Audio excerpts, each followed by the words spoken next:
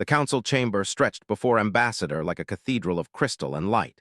Hundreds of species filled the tiered seating, their varied forms creating a tapestry of evolution's endless creativity.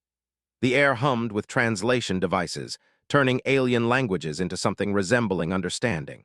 At the center of it all stood the human delegation, and found his four eyes drawn repeatedly to the single figure standing apart from the others. Sarah looked unremarkable by most standards. Average height for a human, dark hair pulled back in a simple ponytail, wearing what appeared to be a standard black uniform with minimal ornamentation. No weapons were visible. Those thermal sensors detected the heat signature of various devices concealed beneath her clothing. What struck him most was her stillness.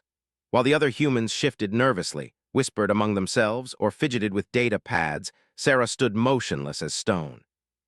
"The hegemony grows impatient," hissed the reptilian representative, sliding closer to seat. "Your human friends have had 3 solar cycles to present their case. The evidence speaks for itself."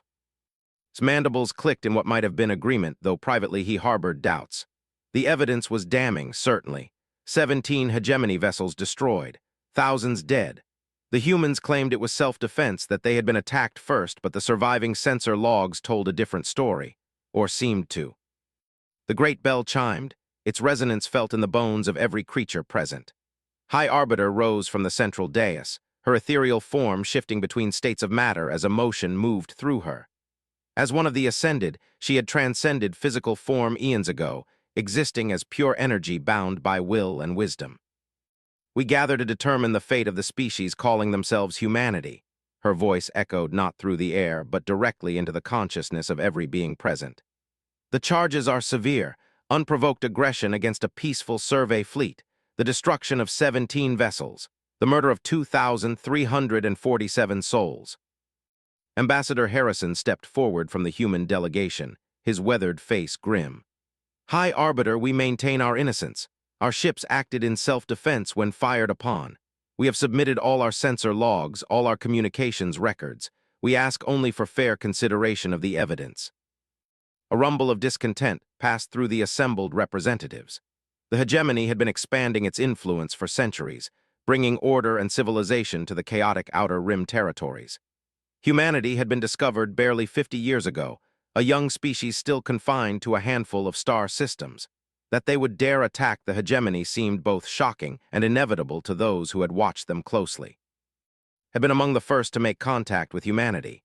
His scientific expedition had encountered their crude fusion ships near what they called Alpha.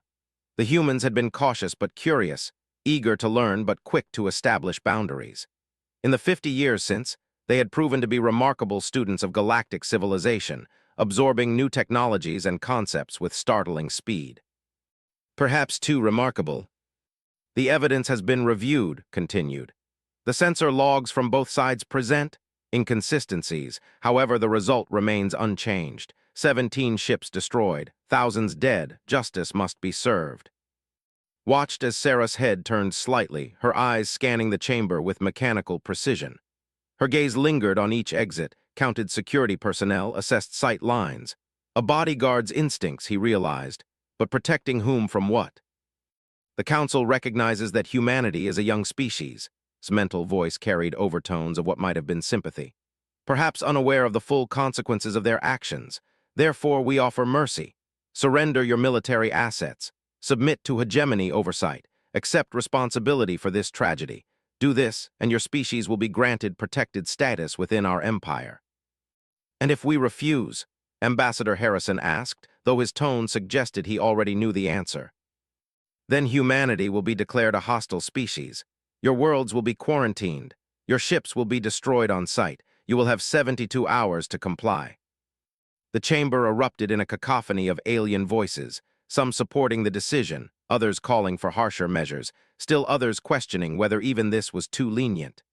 Notice that through it all, Sarah remained perfectly still, her expression unchanged. Only her eyes moved, continuing their systematic surveillance of the chamber. Ambassador Harrison stepped back to confer with his delegation. Could see the heated whispers, the gestures of disbelief and anger. Humanity had come seeking justice and found only subjugation or extinction. It was not the first time a young species had faced such a choice, though few had been given even this much consideration. The debate raged for over an hour before restored order. Ambassador Harrison, what is humanity's response? The old diplomat's shoulders sagged as he returned to the center of the chamber. High Arbiter, my government requires time to consider this. Offer. We request a recess to consult with Earth. Granted, you have 6 hours. When we reconvene, we will have your final answer. As the various delegations began to file out, notice Sarah moving for the first time since entering the chamber. She fell into step behind the human delegation, her eyes never ceasing their vigilant sweep of the crowd. Something about her movements triggered a memory from his xenobiology studies, the way certain predators moved when they sensed danger but had not yet identified its source. In the corridor outside the chamber, caught up with Ambassador Harrison. Robert, a word. Harrison paused, his security detail maintaining a discreet perimeter. Sarah positioned herself where she could observe both Harrison and the approaching while keeping the corridor exits in her peripheral vision. I appreciate everything you've tried to do for us, but I think this decision is already made. Perhaps not, translator struggled with the subtleties of his own language's hopeful inflections. There are irregularities in the evidence. Some of us have noticed them. Given time, we might be able to raise questions about what really happened. Harrison's face showed a flicker of hope before settling back into resignation. Time is the one thing we don't have. 6 hours to decide the fate of an entire species. He glanced around the corridor, nodding the various alien observers pretending not to listen. Between you and me, even if we accept their terms, do you really think they'll let us keep our independence? Or will this just be the first step toward complete absorption? Before could respond, Sarah stepped forward. Her movement was so sudden and fluid that defensive reflexes triggered, his carapace plates shifting to a protective configuration. But she merely leaned close to Harrison's ear and whispered something too quiet for the translation devices to pick up. Harrison's expression changed, cycling through surprise, concern, and something that might have been grim satisfaction. How certain are you? She held up 3 fingers. 3 hours, Harrison asked. She shook her head once. 3 minutes, Harrison breathed. Sarah nodded and stepped back to her previous position, once again becoming the unremarkable bodyguard she appeared to be, but had caught something in her eyes during that brief exchange, a cold calculation that reminded him of the weapons systems on his own ship. Not malicious, but absolutely without mercy for anything that threatened its designated target. I think we need to get back to our delegation, Harrison said, his voice carefully neutral. Thank you for the conversation. As the humans moved away down the corridor, found himself wondering what could happen in 3 minutes that would change the fate of an entire species. Around him, the other delegations continued their various discussions and machinations, unaware that according to one quiet human bodyguard, their time for debate was almost over. The chronometer on his wrist showed 14:37 station time. In 3 minutes, he suspected, nothing in the galaxy would ever be the same. Time 14:38.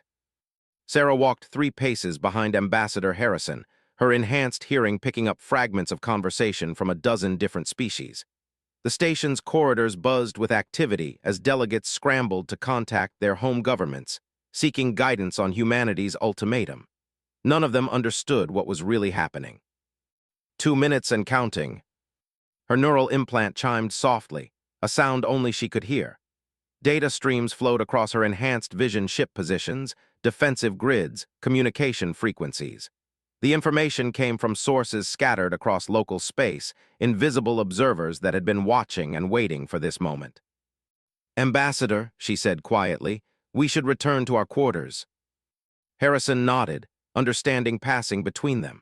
The rest of the human delegation followed, their faces masks of diplomatic composure despite the turmoil beneath.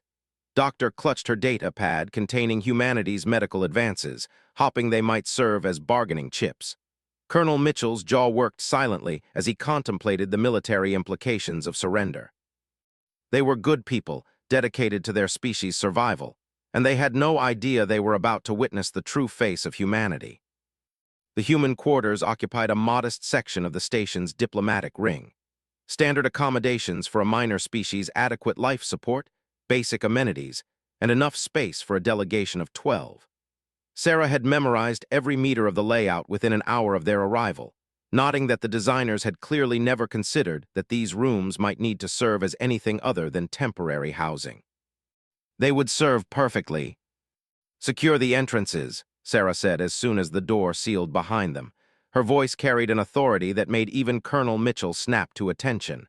"Communications blackout, full spectrum." Doctor looked confused. "Sarah, what's happening? The ambassador said we have 6 hours to respond." "The council lied," Harrison said grimly. "Show them, Sarah." Sarah activated her wrist display, projecting a three-dimensional map of local space.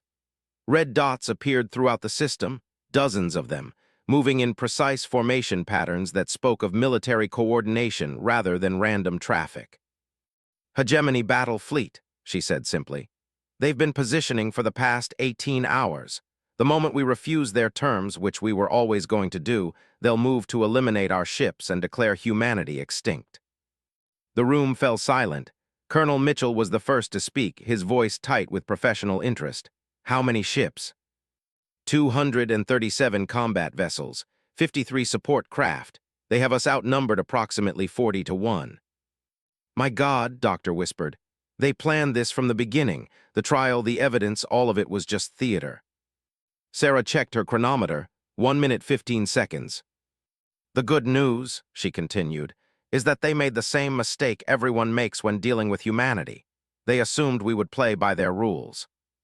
She manipulated the display, and new markers appeared. Blue dots scattered throughout the system in positions that seemed random until the pattern became clear. Each one was positioned to achieve maximum tactical advantage against the hegemony formation. "How?" Colonel Mitchell breathed. "Our ships are restricted to the outer system. There's no way we could have positioned assets without detection." Sarah's expression didn't change. "Officially, we couldn't. Officially, humanity has 47 ships in this system, all clearly tagged and monitored. Officially, we're a young species with primitive technology and no understanding of galactic warfare." The blue dots on the display began to move, accelerating toward intercept courses with mechanical precision. "Unofficially," Ambassador Harrison prompted. "Unofficially, humanity learned something important 50 years ago when we first encountered the galactic community. Everyone assumes that because we're young, we're also naive. They see our fusion drives and think we're still children playing with fire. They see our kinetic weapons and think we haven't learned to harness energy properly." Sarah's voice carried no emotion, just cold calculation. "They never asked what we were doing in the 75 years before we met them." Station time 14:39. The display updated, showing communication streams beginning to flow between the blue markers. Not electromagnetic transmissions that could be intercepted and decoded, but quantum-entangled particles that allowed instantaneous communication across any distance. The technology was theoretical to most galactic species, considered too complex and energy-intensive for practical military use. Humanity had been using it for decades. "The truth," Sarah continued, "is that humanity began preparing for this war the day we learned we weren't alone in the universe. Every ship we've built, every technology we've developed, every diplomatic contact we've made, all of it was designed for one purpose: to survive first contact with a hostile civilization." Doctor shook her head in disbelief. "But the hegemony isn't hostile. They offered us protectorate status. They could have simply destroyed us without warning." "Could they?" Sarah manipulated the display again, zooming out to show a broader view of galactic space. Dozens of systems lit up in various colors: green for hegemony core worlds, yellow for protectorates, red for recently conquered territories. "Look at the pattern. Every species they've protected has lost its independence within 2 generations. Every species that refused their protection has been declared extinct. They're not explorers or peacekeepers. They're conquerors with better public relations." 30 seconds. Sarah's neural implant chimed again, this time with a different tone. Confirmation signals began appearing on her display as hidden assets throughout the system reported ready status. Ships that had masqueraded as asteroids powered up weapons systems that had been dormant for months. Stealth platforms that had been invisible to hegemony sensors began targeting solutions. Communication networks that had seemed like harmless scientific equipment revealed themselves as military coordination systems. In the space of heartbeats, the tactical situation in the system completely reversed. "My God," Colonel Mitchell whispered, "how long have you been planning this?" "76 years, 3 months, and 18 days," Sarah replied without hesitation. "Since the day our deep space telescopes detected artificial signals from Alpha, humanity has been on a war footing ever since." Ambassador Harrison stepped forward, his diplomatic mask finally falling away to reveal something harder underneath. "Sarah, begin Operation Damocles." "Confirmed, initiating Damocles Protocol." Station time 1440. Throughout the system, nearly 300 vessels that had been hiding in plain sight suddenly revealed their true nature. Advanced stealth technology, developed in secret laboratories on a dozen human worlds, flickered offline to reveal ships unlike anything the galaxy had ever seen. They were sleek where hegemony vessels were ornate, functional where alien designs prioritized aesthetics, and absolutely ruthless in their single-minded focus on destruction. The hegemony fleet, caught in the middle of their own formation adjustment, found themselves facing an enemy that had appeared from nowhere and everywhere at once. Their sensors, calibrated to detect known galactic technologies, struggled to lock onto ships that seemed to bend space around themselves. Their weapons, designed to penetrate traditional energy shields, found themselves targeting vessels that used no shields at all, instead absorbing and redirecting incoming fire through exotic matter manipulation. Sarah's display lit up with engagement reports as the first shots were fired. Hegemony vessels, accustomed to fighting opponents who followed galactic warfare conventions, found themselves facing an enemy that had never agreed to those conventions. Human ships moved with impossible precision, their quantum-linked coordination allowing them to act as a single organism rather than individual vessels. In the first minute of combat, 17 hegemony ships simply vanished, not destroyed in spectacular explosions, but erased from existence by weapons that rewrote the fundamental laws of physics in localized areas. Another 30 found their systems failing as human electronic warfare packages, based on technologies the galaxy had never seen, turned their own computers against them. The battle, which the hegemony had expected to last minutes and end in humanity's extinction, was effectively over before most species even realized it had begun. Sarah's chronometer read 1441. 3 minutes, she said quietly. War's over. The council chamber had become a maelstrom of panic and confusion. Emergency alerts blared from a dozen different warning systems, while holographic displays showed the impossible, the complete annihilation of the hegemony's battle fleet in under 3 minutes. Representatives from hundreds of species shouted demands for information in languages that overwhelmed the translation matrices, creating a cacophony of incomprehensible noise. High Arbiter's ethereal form flickered with distress patterns, her normally composed energy signature chaotic with disbelief. "This cannot be accurate. Run full diagnostics on all sensor systems." "Diagnostics complete," reported the station's AI with mechanical calm. "All systems functioning within normal parameters. The hegemony fleet has been destroyed. Human vessels are now in control of local space." Felt his respiratory system seize momentarily as the implications hit him.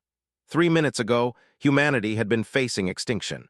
Now they had just demonstrated military capabilities that surpassed anything in known galactic history.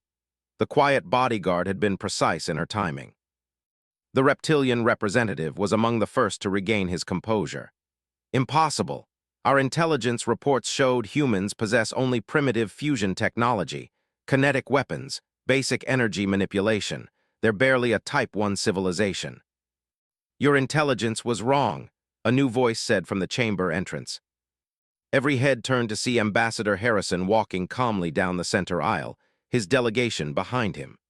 Sarah moved with them, no longer content to remain in the background. Her dark eyes swept the chamber with predatory awareness, and several of the nearer representatives instinctively shifted away from her. "Ambassador Harrison," his mental voice carried sharp harmonics of demand, "explain what has occurred here." Harrison stopped at the same position where, hours ago, he had stood as a supplicant hoping for mercy.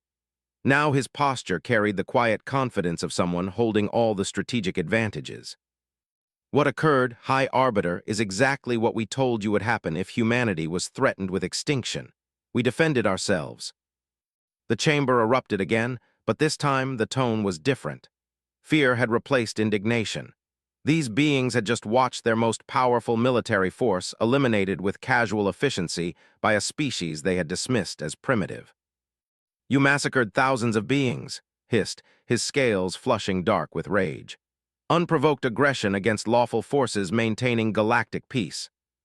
Sarah stepped forward, and the temperature in the chamber seemed to drop several degrees. When she spoke, her voice carried the same mechanical precision she had shown in the corridor. "Unprovoked," she gestured, and a holographic display materialized above the chamber floor. "Let me show you what your peaceful survey fleet was actually doing when our ships encountered them." The display showed tactical readouts from the original incident that had brought them here. 17 hegemony vessels in formation around what appeared to be a human colony ship. But as the recording progressed, details became clear that had been absent from the official reports. "Hegemony vessels opened fire first," Sarah continued. "Our colony ship, the New Horizons, was carrying 8,000 civilian colonists to establish a settlement in an unclaimed system. Your ships detected them and moved to intercept. When Captain attempted to communicate, your vessels responded with weapons fire." The recording showed energy beams striking the colony ship's hull, burning through civilian compartments. Emergency transmissions filled the audio channels, voices calling for help, reporting casualties, begging the attackers to stop. "Our escort vessels," Sarah's voice never wavered, "responded to protect civilian lives. The hegemony ships were destroyed because they chose to fire on unarmed families. Every death in that engagement rests on hegemony command decisions." Swarm shifted through several energy states before stabilizing. "These recordings, they differ from the evidence presented to this council." "Because the evidence was," Harrison said bluntly. "The hegemony presented edited logs designed to support a predetermined narrative. They wanted an excuse to eliminate or subjugate humanity, so they created one." Found himself reviewing everything he had observed over the past several days. The human delegation's apparent nervousness, their desperate attempts to present evidence, their shocked reactions to the council's ultimatum, had all of it been performance? Had they known the truth all along? "Even if your version of events is accurate," came a new voice from the upper galleries, "you have just demonstrated capabilities that pose a threat to galactic peace. How are we to trust a species that has hidden such devastating military power?" Sarah turned toward the speaker, a crystalline being whose species didn't recognize. "You're concerned about trust? Your hegemony has conquered 47 species in the past 2 centuries. Your peaceful expansion has resulted in the cultural extinction of entire civilizations. And you question our trustworthiness because we chose to prepare for the inevitable conflict." She gestured again, and the display changed to show historical data spanning centuries. The expansion of hegemony space, the absorption of protectorate species, the mysterious disappearances of civilizations that refused their terms. "Humanity learned early that the galaxy is not a peaceful place," she continued. "We learned that survival requires strength, and that strength must be hidden until the moment it becomes necessary. Today became that moment." "So what happens now?" The question came from Dr. Ra, a philosopher-scientist whose species had joined the hegemony willingly centuries ago. "Do you intend to become the new galactic, replace one empire with another?" Harrison shook his head. "We have no interest in ruling anyone. We want exactly what we wanted when we first applied for council membership recognition as a sovereign species, with the right to exist and develop according to our own choices. The difference is that now we're negotiating from a position of strength rather than supplication." "And the hegemony?" asked. Sarah's expression didn't change, but something cold flickered in her eyes. "The hegemony military has been neutralized. Their core worlds remain untouched, their civilian populations unharmed. They can choose to accept new terms for galactic coexistence, or they can attempt retaliation and face the consequences." The chamber fell silent as the implications settled over the assembled representatives. The power structure that had dominated galactic politics for centuries had just been shattered in 3 minutes. Everything they thought they knew about humanity, about military capability, about the nature of galactic civilization itself, had proven wrong. Stood slowly, his 4 eyes focusing on the human delegation. "Ambassador Harrison, I must ask, how long have you been capable of this level of military action?" "Since before we met you," Harrison replied with what might have been genuine regret. Every human ship you've seen, every technology we've shared, every diplomatic interaction we've had, all of it was carefully calculated to present the image of a developing species that posed no threat to established powers. The colony ship that first encountered us, Sarah added, was actually a deep space reconnaissance vessel collecting intelligence on galactic military capabilities. We've been studying you all for 5 decades, learning your weaknesses, preparing for the day when peaceful coexistence would no longer be an option. Dr. Ra's crystalline form resonated with what might have been bitter amusement. So we have been the primitives all along, studied by beings we thought we were teaching. Not primitives, Harrison said firmly. Never that. Many of our advances were built on principles we learned from galactic science. We simply applied them in ways you hadn't considered, ways that aren't limited by traditions of galactic warfare conventions. Sarah's communicator chimed softly, and she glanced at it before speaking quietly to Harrison. He nodded, then addressed the chamber. High Arbiter, I believe this session should be adjourned. There are new realities to consider, new negotiations to be planned. Humanity is prepared to discuss the future of galactic civilization, but those discussions will be between equals, not between conquerors and subjects.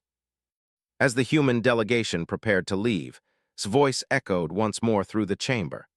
What assurance do we have that humanity will not use this power to dominate others as the hegemony has done? Sarah paused at the threshold and turned back. For the first time since entering the chamber, something resembling emotion crossed her features. Because we remember what it felt like to be helpless, she said simply. We remember sitting in this chamber 6 hours ago, facing extinction, hoping that justice and reason would prevail. We remember the fear of watching our entire species threatened by those with greater power. That memory will guide our actions going forward. The doors sealed behind them, leaving the council chamber in stunned silence. Outside, emergency broadcasts were already beginning to spread the news throughout galactic space. The age of hegemony dominance was over. The age of humanity had begun. And it had taken exactly 3 minutes. The human diplomatic quarters had been transformed into something resembling a military command center. Holographic displays filled the air, showing real-time status updates from across the galaxy as news of the hegemony's defeat spread. Sarah stood at the center of it all, coordinating responses from human fleet elements that were now revealing themselves throughout known space. Ambassador Harrison sat at a conference table that had been hastily reconfigured to accommodate quantum communication arrays. On the screens before him, the faces of human leadership from a dozen core worlds awaited his report. President of Earth, Director of the Mars Colonial Administration, Admiral Torres commanding the Sol Defense fleet leaders who had spent decades preparing for this moment. Status report. President's voice carried clearly across the quantum link despite the distance measured in hundreds of light years. The immediate threat has been neutralized, Harrison replied. Hegemony forces have been eliminated with minimal human casualties. The galactic community is in shock, but initial reactions suggest they're more concerned with understanding what happened than planning retaliation. And the hegemony core worlds? Admiral Torres asked. Sarah glanced up from her displays. Intact. Our strikes targeted only military assets. Civilian populations and industrial infrastructure were specifically avoided. The hegemony leadership is intact but powerless. Director leaned forward on his screen. What's their likely response? Unknown at this time, Sarah admitted. Their entire strategic doctrine was based on overwhelming superiority against primitive opponents. They have no protocols for dealing with a technologically superior enemy. They may attempt negotiation, they may retreat to core territories, or they may fragment entirely as member species reassess their allegiances. The conversation was interrupted by a soft chime from the door controls. Doctor checked the external monitors and looked up in surprise. It's alone. Harrison considered for a moment, then nodded. Let him in. End the conference call for now. We'll reconvene in 2 hours. The screens went dark as entered, his 4 eyes taking in the transformed room with obvious interest. His carapace plates were set in neutral positioning, but Sarah noted the subtle tension in his limbs that suggested controlled anxiety. Harrison said warmly, Thank you for coming, please sit. The alien scientist settled into a chair designed to accommodate his physiology, his primary eyes focusing on Harrison while his secondary eyes tracked Sarah's movements. "Robert, I must confess I'm not entirely certain why I came. What I witnessed today has challenged every assumption I held about human capabilities." "And about human character?" Sarah asked quietly. His mandibles clicked in what might have been rueful amusement. "Especially about human character. For 50 years, I believed I was observing a young species learning to navigate galactic civilization. Instead, I was apparently being studied by master strategists who had been planning this confrontation since before we met." Harrison poured himself a cup of coffee from a dispenser that somehow continued to function despite everything else that had changed. "I need you to understand something. The deception was necessary, but it was never personal. You've been a friend to humanity from the beginning. Your scientific collaboration helped us understand galactic technology patterns. Your diplomatic support gave us credibility we couldn't have earned otherwise. None of that was false." "But you used that trust to gather intelligence," said. "It wasn't an accusation, merely an observation." "Yes," Sarah said bluntly. "We did. Every interaction, every cultural exchange, every scientific cooperation project provided data about galactic military capabilities, social structures, and political weaknesses. We're sorry for the deception, but not for the necessity." Was quiet for a long moment, his secondary eyes studying the tactical displays still showing throughout the room. "The technology you demonstrated today, the stealth systems, the exotic weapons, the coordination capabilities, how long have you possessed these advantages?" "The theoretical foundations were established within 20 years of first contact," Harrison replied. "Practical applications took another 15 years to develop. Full deployment has been operational for the past decade. Every human ship, every settlement, every diplomatic mission has been supported by military assets you never detected." "The implications are staggering," murmured. "If humanity has been capable of this level of military action for 10 years, why wait until now? You could have revealed your capabilities at any time, established dominance through demonstration rather than conflict." Sarah's expression darkened slightly. "Because we hoped it wouldn't be necessary. Every year we delayed was another year of peace, another year where conflicts might be resolved without violence. We only revealed our true capabilities when faced with extinction." "And now," asked, "what are humanity's intentions toward the rest of galactic civilization?" The question hung in the air like a challenge. Through the transparent aluminum windows, they could see other delegations moving through the station corridors, their movements quick and nervous. Fear was spreading through the galactic community as rapidly as news of the hegemony's defeat. Harrison set down his coffee cup and leaned forward. "I'm going to tell you something that isn't public knowledge yet. Humanity has been in contact with 43 species that the hegemony claimed were extinct. They weren't destroyed. They were driven into exile, forced to hide in the dark spaces between claimed territories. We've been providing them with technology and resources for the past 20 years. His entire carapace shifted color to deep amber, a sign of profound shock in his species. 43 species, but that would mean that the hegemony has been committing genocide on a massive scale while maintaining the fiction of peaceful expansion, Sarah finished. Species that refused their protection weren't destroyed in honorable combat. They were systematically hunted down and eliminated. Those that escaped did so only by abandoning everything they had built. We spent decades documenting these crimes, Harrison continued. Gathering evidence, recording testimonies, preparing a case that could be presented to the galactic community. But every time we approached the council, we found that the hegemony's influence was too strong. Our evidence was dismissed, our witnesses were discredited, our appeals were ignored.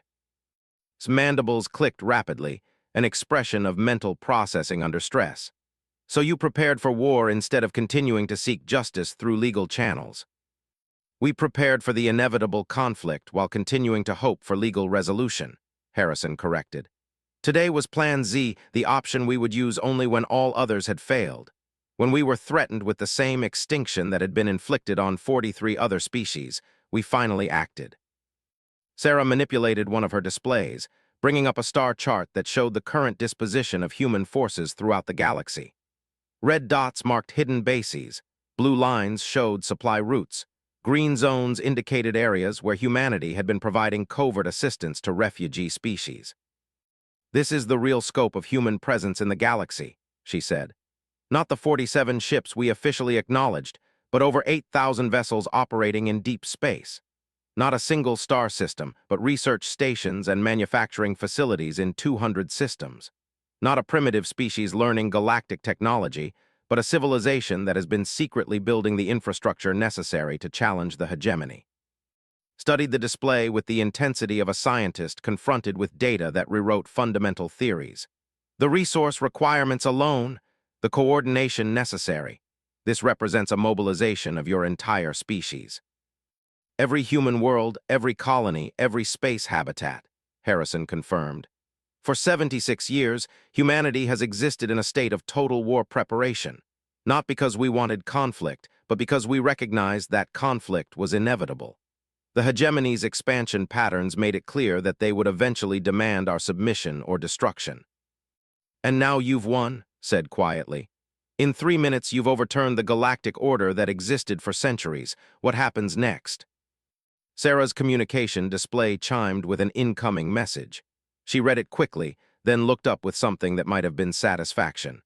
"Now we find out whether the galactic community is ready for actual peace or just a different form of dominance." She activated the room's main display, showing a feed from the council chamber. Representatives from hundreds of species were filing back in, their postures and movements showing everything from confusion to terror to tentative hope. At the center of it all, High Arbiter's energy form pulsed with patterns that suggested deep uncertainty. "They're reconvening the session," Sarah reported. "Emergency session to address the new galactic situation. They want to speak with us." Harrison stood, smoothing his diplomatic uniform. "Then I suppose it's time for humanity's real first contact with galactic civilization, the first time we meet them as equals rather than supplicants." Rose as well, his 4 eyes meeting Harrison's. "Robert, may I ask you one final question?" "Of course." "The human I thought I knew, the curious, adaptable species eager to learn from their galactic neighbors, was any of that real?" Harrison smiled, and for the first time since the crisis began, it reached his eyes. "All of it was real. We are curious about the universe. We do want to learn from other species. We are adaptable beyond what most civilizations consider possible. The only thing that wasn't real was our helplessness. We were never the primitive species you thought you were protecting. We were the predators learning to hunt." As they prepared to return to the council chamber, Sarah performed one final check of her monitoring systems. Human assets throughout the galaxy reported ready status. The 43 hidden species were prepared to emerge from exile. The evidence of hegemony war crimes was compiled and ready for presentation. 3 minutes had been enough to end a war. Now they would discover how long it would take to build a peace. 6 months after the 3 minutes that changed galactic civilization, Sarah stood on the observation deck of Harmony Station, watching construction crews put finishing touches on the new council chambers. The station itself was a joint project, human engineering combined with architectural traditions from 47 different species, including several that the galaxy had believed extinct. The view before her showed the fruits of humanity's victory, but also its restraint. Human vessels moved through local space alongside ships from dozens of species, but they didn't dominate the traffic patterns. The quantum communication networks that had given humanity its tactical advantage now served as the backbone for a new galactic information system available to all member species. The stealth technology that had made human forces invisible had been adapted into exploration tools that allowed scientific expeditions to study dangerous phenomena without risk. "Impressive construction timeline," a familiar voice said behind her. Sarah turned to see Ambassador Harrison approaching, looking more relaxed than she had seen him in decades. The constant tension of maintaining humanity's deception was gone, replaced by the satisfaction of honest diplomatic work. "Human engineering," she replied with a slight smile. "When we're not hiding our capabilities, we can build things fairly quickly." They stood together in comfortable silence, watching the controlled chaos of cooperation. Transport ships arrived regularly, bringing delegates from species that were emerging from hiding for the first time in generations. The Eye, whose crystalline cities had been thought destroyed 2 centuries ago. Then collective consciousness, which had been presumed extinct after there was declared uninhabitable. The Aran nomad fleets that had been painted as pirates and terrorists when they refused hegemony integration. "Status report," Harrison asked. Sarah activated her personal display, showing updates from across human space. Integration proceeding smoothly. The 43 hidden species have been granted full council membership. Hegemony core worlds have accepted the new framework. They didn't have much choice. Military restructuring is ahead of schedule. And the war crimes tribunals. Beginning next month, we have testimony from survivors of 17 different species, documentary evidence spanning 3 centuries, and full access to captured hegemony military records. The truth is going to be comprehensive. Harrison nodded grimly. The revelations about hegemony activities had shaken galactic civilization to its foundations. Species that had believed they were part of a benevolent empire discovered they had been unwitting accomplices to systematic genocide. The psychological trauma was still being processed by entire civilizations. Any resistance from the old guard? Less than expected, Sarah admitted. Most species seem relieved to discover they're not alone in having suspected something was wrong. They have been particularly helpful. Their philosophical traditions always valued truth over political convenience. A soft chime indicated an incoming communication. Sarah accepted the call, and its image appeared in the air between them. The alien scientist looked tired but oddly energized, his 4 eyes bright with the enthusiasm she remembered from their early meetings. "Sarah, Robert, I have the preliminary results from the technological assessment you requested." Harrison leaned forward. "What did you find?" "Human technology is approximately 200 years ahead of anything we previously thought possible," said without preamble. "Your quantum communication systems could revolutionize galactic civilization. Your matter manipulation techniques could solve resource scarcity. Your medical advances could extend across multiple species."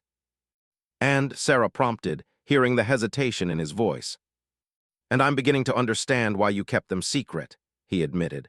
"In the wrong hands, any of these technologies could enable tyranny on a scale that makes the hegemony look primitive. The question that haunts me is, why trust us with them now?" Sarah exchanged a look with Harrison before answering. "Because the alternative is worse. We could maintain our technological advantage, use it to impose our own version of galactic order. But that would make us exactly what we fought against. Besides," she smiled slightly, "we didn't reveal everything." His mandibles clicked with what she had learned was his expression of exasperation. "More secrets." "Humanity has been preparing for this transition for 76 years, Harrison explained. "We didn't just develop weapons, we developed solutions. Technologies that will only function with proper safeguards. Systems that require cooperation between multiple species to operate. We're not giving you our technology so much as inviting you to participate in it." "The quantum networks, for example," Sarah added, "require consensus protocols from at least 7 different species to access their full capabilities. No single civilization can use them for oppressive purposes because they literally won't work that way. We built cooperation into the fundamental architecture." Was quiet for a moment, processing the implications. "You've created technological systems that enforce peaceful cooperation." "We've created systems that make peaceful cooperation more profitable than conflict," Harrison corrected. "The choice is still there, but the incentive structures favor collaboration." Through the observation windows, they could see a hegemony transport approaching the station. It moved slowly, displaying all required identification codes, following the new protocols that govern travel. The ship carried former hegemony military commanders who would be testifying at the war crimes trials, not as defendants, but as witnesses helping to document the systematic nature of their former government's crimes. "What about them?" asked, following their gaze. "The hegemony leadership that ordered the genocides." "Justice," Sarah said simply. "Fair trials with full legal representation, evidence presented according to galactic legal standards, sentences proportionate to crimes. We won't become monsters to fight monsters." "Even though they would have done worse to humanity." "Especially because they would have done worse," Harrison replied. "The entire point of this transformation is to create a galaxy where might doesn't make right, where technological superiority doesn't grant moral authority. If we start making exceptions based on what someone might have done, we undermine everything we're trying to build." Another chime indicated an incoming message with priority flags. Sarah read it quickly, then looked up with an expression of surprise. "What is it?" Harrison asked. Message from the, she said, referring to the mysterious civilization from the neighboring galaxy that had been observing galactic affairs for without intervening. They want to establish formal diplomatic contact. Entire carapace shifted color to deep purple, an expression of awe in his species. But they've ignored all attempts at communication for over 1,000 years. Apparently, Sarah read from her display, they're impressed by humanity's handling of the transition. They want to discuss mutual cooperation between mature civilizations. They're inviting a human delegation to visit Andromeda. Harrison sat down heavily, the magnitude of the implications hitting him. First contact with an intergalactic civilization, because they respect how we handled our own galaxy. It gets better, Sarah continued reading. They're offering to share information about other galaxies, other civilizations we haven't encountered yet. Apparently, the universe is much more crowded than we realized, and most civilizations fail the test of responsible power. Test asked. Every species eventually develops the ability to dominate their local space, Sarah explained, translating from the message. Most use that power to create empires, to impose their will on others. A few, like humanity, use that power to create systems that benefit everyone. They have been waiting to see which type we were. Through the windows, the view of local space suddenly seemed smaller, just the first step in a universe full of possibilities and challenges they had barely imagined. The 3 minutes that ended the Hegemony War had been the beginning, not the end, of humanity's true test. So what happens now? Asked. Harrison stood, straightening his diplomatic uniform with practiced ease. Now we prove that the galaxy we're building together is worth the respect. We show the universe that intelligent species can cooperate without oppression, that diversity strengthens rather than threatens civilization, that power can be used to protect rather than dominate. Sarah checked her chronometer and noted the time. 14:40 station time, exactly 6 months after the moment everything changed. Now we find out if 3 minutes was enough time to save galactic civilization, or if it was just the first step in a much longer journey. As they prepared to return to their duties, Harrison to diplomatic negotiations that would shape the next century of galactic government, Sarah to military coordination that ensured the peace would be enforced fairly, neither of them looked back at the human quarters where it all began. The war was over. The real work of building a lasting peace had only just started. Outside the windows, human ships continued their patrols alongside vessels from dozens of species. No longer hidden, no longer pretending to be less than they were, but also no longer alone in the responsibility for protecting the innocent from those who would abuse power. 3 minutes had been enough to end a war. A lifetime would be required to secure the peace that followed. But for the first time in human history, they wouldn't be fighting that battle alone.